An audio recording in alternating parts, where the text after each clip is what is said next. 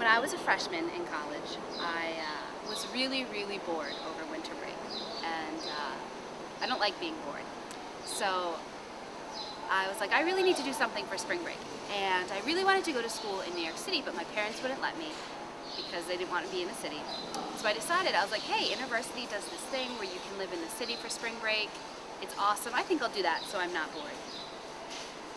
Well, so in the spring of 2005, I did the New York City Urban Project for the first time. I was assigned to intern at New Song Community Church at their after-school program. I was tutoring kids. We lived in the Bronx, and yeah, it was really fun, and I was looking forward to it, and I was like, great, I'll live in the city, it'll be awesome. So that week came. The day before, I was like, I don't really want to do this anymore, I just want to go home. Ugh. But I got there, and I walked in, and there was all these people there, and they were like, they asked us, what do you think justice is? And I was like, what? And they played this song by U2, and I was like, what's going on? And so every morning we'd have a speaker, and then we'd go and we'd work at this church. And I met kids who had a completely different life than I did. I met kids who, you know, didn't have the same opportunities that I had. And we walked around the Bronx a lot, and I remember seeing things that I had seen before, but in a different way, and reading parts of scripture that I had read before, but had never thought of in that way. Things like, as you have done unto the least of these, you have done unto me. And I remember having a moment when a kid walked into the after-school program, and he was like 10, and he had gotten expelled for hitting his teacher. And not that that's, you know, a drastic thing, or kids in the suburbs don't do that, or whatever. It's just all these things collided in that moment, and I was like, oh, okay. And I knew that I had a lot, and not a lot, but my life wouldn't be the same. New things were expected.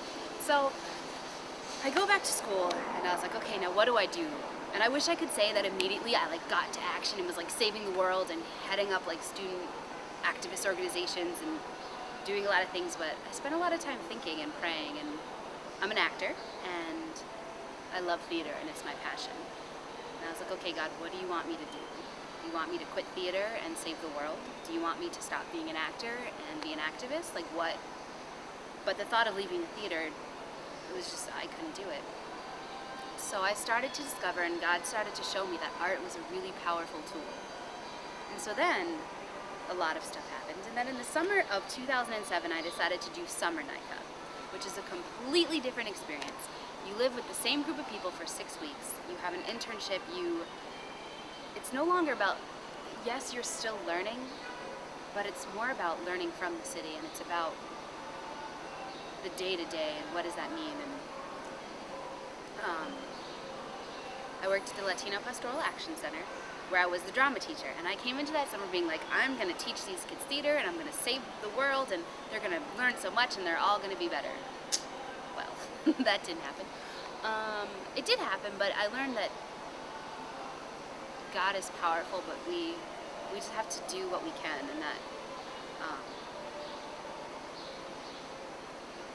living in community with 7 other people really teaches you a lot about yourself. And I think one of the things about NYCUP that is so important to me is the community, because a lot of people have said, it's one thing to talk about justice, but can you practice justice in your own home, living with tons of other people in close quarters?